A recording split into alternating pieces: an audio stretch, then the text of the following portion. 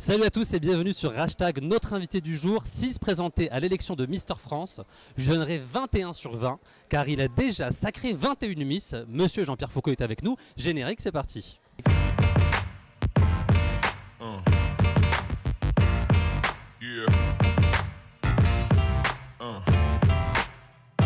Bonjour Jean-Pierre, ça va? Très bien, merci. J'ai compté avant de venir, vous avez sacré 21 Miss. Je vais sacrer la 22e, exact. 22e. C'est incroyable. Hein. Et j'ai même mieux. Est-ce que vous saviez que la première fois que vous étiez sur TF1 pour Miss France, c'était aussi un 16 décembre? C'était exactement, un 16 c'était à décembre Lille. aussi, ouais. Et c'est Laure Belleville que nous avons élu. Et c'était un 16 décembre comme quoi ça va porter chance. Est-ce que vous avez commandé un petit gâteau d'anniversaire ou pas? C'est encore temps. Il est encore franchement temps. Non. Franchement non, ça ira. Ça ira. On va parler du coup de cette élection, 22e cérémonie. J'ai l'impression que c'est toujours un plaisir pour vous d'animer Miss France. Sinon je ne serais pas là parce que si quand on est animateur, on fait quelque chose qui ne vous intéresse pas, ça se voit et ça s'entend. Et présenter Miss France, c'est l'avantage de présenter l'un des programmes les plus suivis de l'année, entouré des plus belles jeunes femmes de France. Et donc, je suis vraiment ravi d'être là pour la 22e fois. C'est un vrai bonheur. L'année dernière, il y a eu plus de 7 millions de téléspectateurs. Oui. Qu'est-ce qui fait que ça marche autant? Est-ce que c'est les bikinis? Est-ce que c'est les tenues? Ni l'un ni l'autre. C'est un programme fédérateur familial parce que chaque personne qui regarde dans le cercle familial, c'est comme une veillée. À l'époque, vous n'étiez pas né, il y avait un feu, tout le monde était autour de la veillée. Et là, les gens regardent le téléviseur et chacun a son avis en disant « c'est elle la plus belle », mais non, tu ne comprends rien, c'est elle.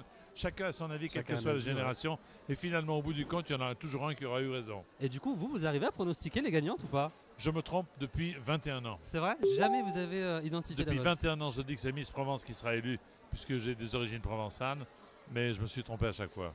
Et du coup, cette année, Jean-Paul Gaultier oui. et Iris Mittener, un très beau duo. Magnifique. Qu'est-ce que vous en pensez? Jean-Paul légitime, parce qu'il connaît mieux que quiconque la femme. Il a le regard, il sait les habiller. Iris, qui a été Miss Univers depuis très très longtemps, c'est la première à avoir eu cette distinction et cette récompense. Non. Franchement, nous sommes gâtés. Je pense que Ed Sheeran qui va ouvrir aussi. Ed Sheeran, par contre, aussi, on peut dire. C'est magique. Non, ça va être très très bien. Avec Sylvie, nous sommes ravis. Et du coup, vous posez des questions aux Miss chaque année.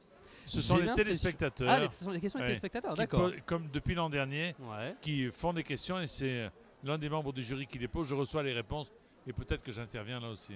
Est-ce que vous sentez une petite pression pour elles quand vous approchez avec le micro? C'est important, mais moi je leur dis, soyez naturels, ne préparez rien, ne préparez pas de compliments parce que si vous récitez quelque chose d'appris, si d'un seul coup vous avez un trou de mémoire, ça sera dramatique. Soyez naturel, voilà, le plus important c'est d'être naturel. Et de se faire plaisir. Il y a pas mal de Miss qui après se reconvertissent dans les médias. Laurie Tillman, Élodie Gossuin, Malika Ménard, Camille Serre. Est-ce que du coup c'est un bon tremplin Miss France?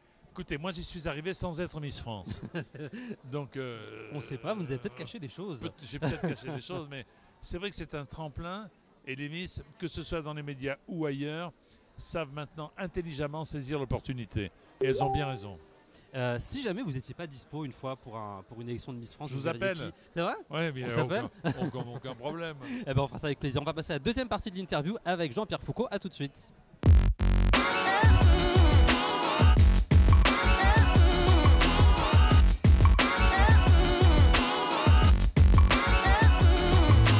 On est toujours avec Jean-Pierre Foucault pour la spéciale Miss France. J'ai un petit quiz pour vous. Quel secret vous pourriez partager sur les coulisses de Miss France? Un petit secret qu'on n'a jamais connu encore. Alors, je vais vous faire un aveu, comme c'est un secret. Ouais, entre nous en plus. Il restera un secret.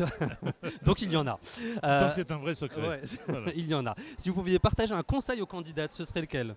Aux candidates? Aux candidates, ouais. Mais je vous le disais, c'est de rester le plus naturel possible et de ne pas se casser la tête. Ça n'est jamais que l'élection de Miss France.